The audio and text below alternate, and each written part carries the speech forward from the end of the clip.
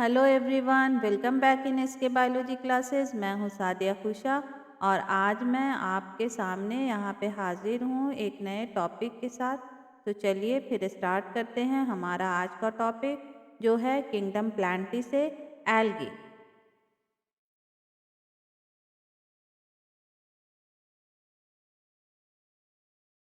Changing concept of kingdom Plantae. Students, यहाँ पर हमें ये बात जोर देकर समझनी चाहिए कि प्लांट किंगडम के बारे में हमारी अंडरस्टैंडिंग टाइम के साथ चेंज हुई है। पहले के क्लासिफिकेशन में फंगी और मोनरा और प्रोटिस्टा के कुछ मेंबर्स जिनमें सेल वॉल प्रेजेंट होती थी उन्हें भी प्लांटी किंगडम में इंक्लूड किया जाता था।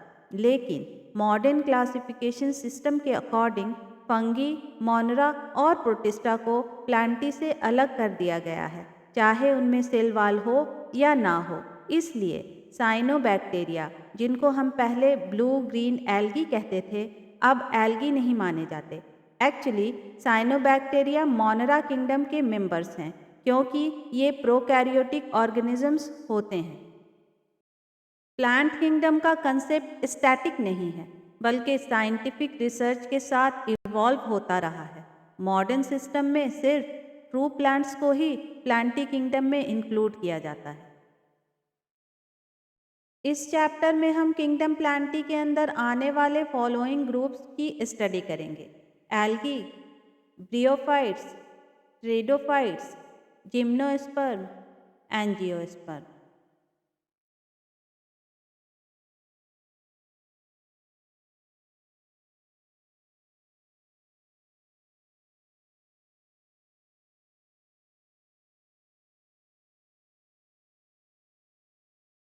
Algae simple chlorophyll bearing thalloid autotrophic organisms होते हैं।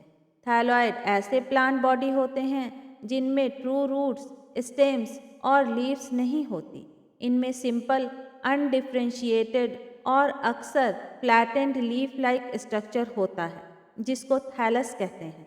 ये अपना खाना खुद बनाते हैं और मेनली एक्वेटिक होते हैं। ये fresh water, marine water, moist stone, soil, would में पाए जाते हैं। कुछ एल्गी फंगी के साथ सिम्बायोटिक रिलेशनशिप में रहते हैं जिनको लाइकेंस कहा जाता है। एल्गी को तीन मेन ग्रुप में डिवाइड किया गया है: क्लोरोफाइसी, जिसको ग्रीन एल्गी भी कहा जाता है; पियोफाइसी, जिसको ब्राउन एल्गी भी कहा जाता है; और रोडोफाइसी, जिसको रेड एल्गी भी कहा जाता है।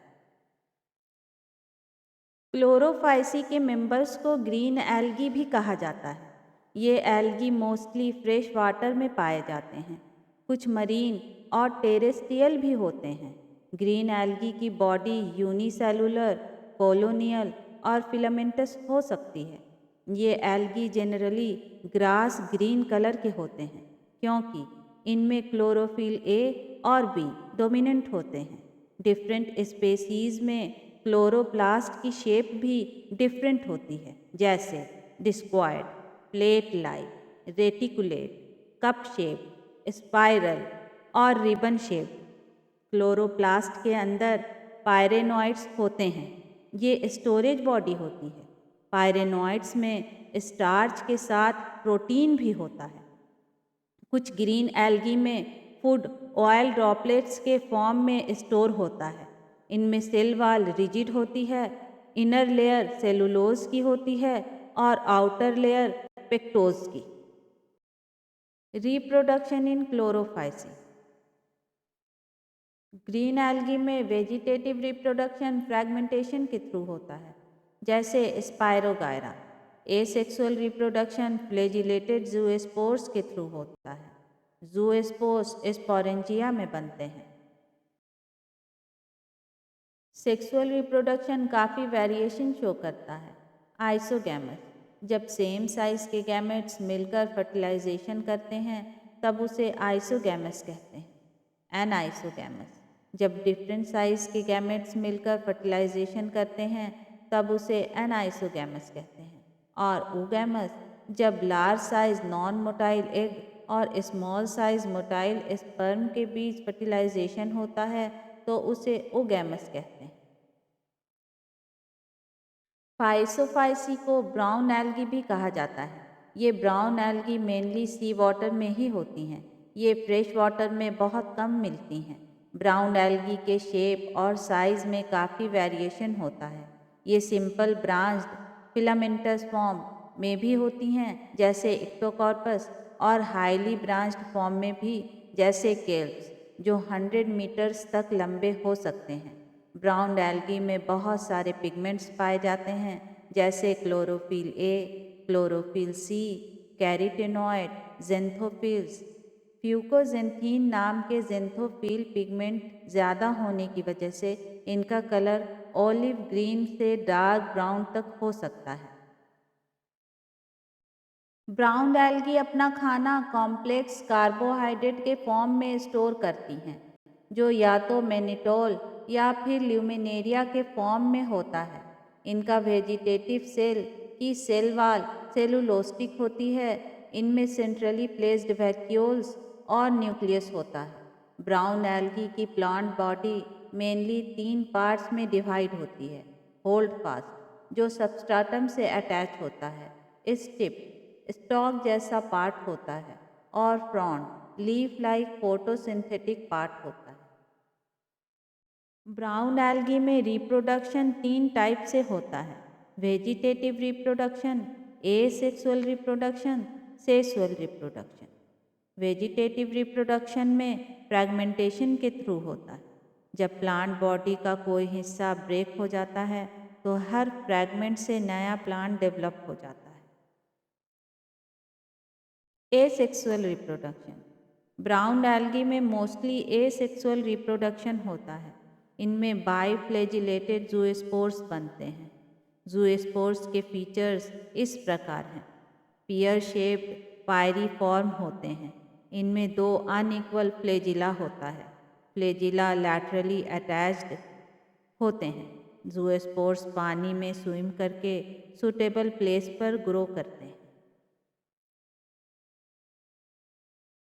ब्राउन एल्गी में सेक्सुअल रिप्रोडक्शन 3 टाइप से हो सकता है: आइसोगैमस, एनाइसोगैमस, ओगैमस।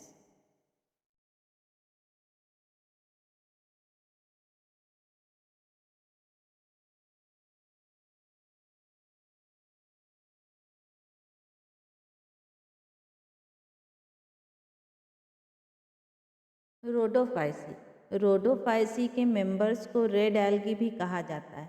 इनका कलर रेड पिगमेंट आर फाइकोइरिथ्रीन की प्रीडोमिनेंस की वजह से होता है। ज़्यादातर रेड एल्गी मरीन होती हैं। ज़्यादातर वार्म रीजन में पाई जाती हैं।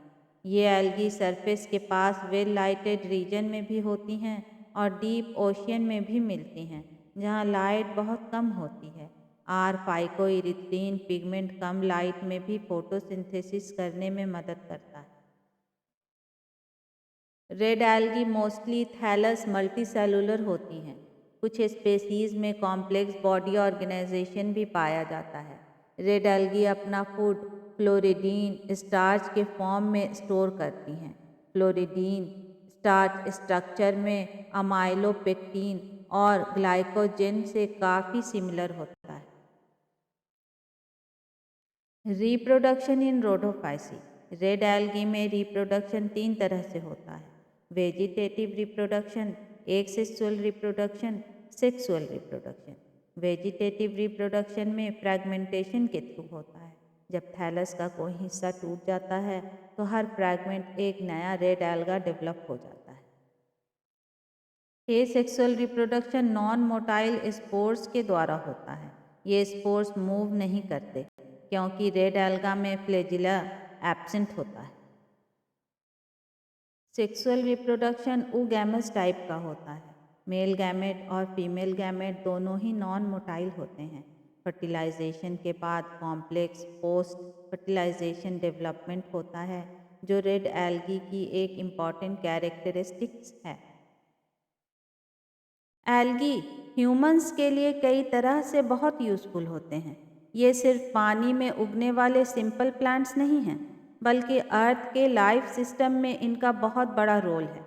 एल्गी अर्थ पर होने वाली टोटल कार्बन डाइऑक्साइड फिक्सेशन को लगभग 50% हिस्सा फोटोसिंथेसिस के थ्रू करती है। मतलब आधी से ज़्यादा CO2 को ऑक्सीजन और फूड में कन्वर्ट करने का काम एल्गी करती है। इसलिए algae global oxygen balance maintain करने में बहुत इम्पॉर्टेंट है। क्योंकि एल्गी फोटोसिंथेटिक होते हैं, ये अपने सराउंडिंग्स वाटर में डिज़ोल्व ऑक्सीजन का लेवल इंक्रीज कर देते हैं। इस ऑक्सीजन का यूज़ एक्वेटिक एनिमल्स जैसे फिश रेस्पिरेशन के लिए करते हैं। एल्गी प्राइमरी प्रोड्यूसर्स होते हैं, मतलब ये एनर्जी रिच कंपाउंड बनाते हैं जो एक्वेटिक फूड चेन का बेस होता है। सारे एक्वेटिक एनिमल्स का फूड इनडायरेक्टली एल्गी से ही स्टार्ट होता है। कुछ मरीन ब्राउन और रेड एल्गी लार्ज अमाउंट में hydrocolloids water holding substance produce करते हैं। इनका यूज़ हम कॉमर्शियली फूड इंडस्ट्री, फार्मास्यूटिकल्स और कॉस्मेटिक्स में करते हैं। फॉर एग्जांपल एल्जीन जो कि ब्राउन एल्गी से ऑब्टेन किया जाता है, कैरेजीन जो कि रेड एल्गी से ऑब्टेन किया जाता है। अगर एक इम्पॉर्टेंट कॉमर्शियल प्रोडक्ट है, ये गैलेडियम और ग्लेसेरेलिया रेड एल्गी से ऑब्टेन होता है।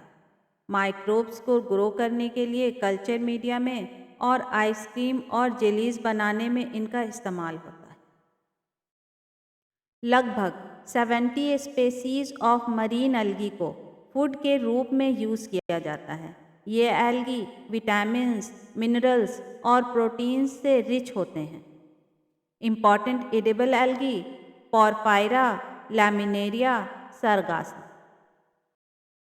क्लोरेला क्लोरेला एक यूनिसेलुलर एल्गा है। ये प्रोटीन से रिच होता है। फूड सप्लीमेंट के रूप में ये यूज़ किया जाता है। स्पेस ट्रैवलर्स के लिए भी ये यूज़ किया जाता है। अगर आपको ये वीडियो पसंद आई हो तो लाइक करें, सब्सक्राइब करें, शेयर करें और बेल आइकन दबाना ना भूलें ताकि अगली क्लास की अपडेट आप तक तुरंत पहुंच सके। अपने किसी भी डाउट को कमेंट बॉक्स में लिखिए, मैं रिप्लाई करूंगी। तब तक के लिए खुश रहिए, सीखते रहिए।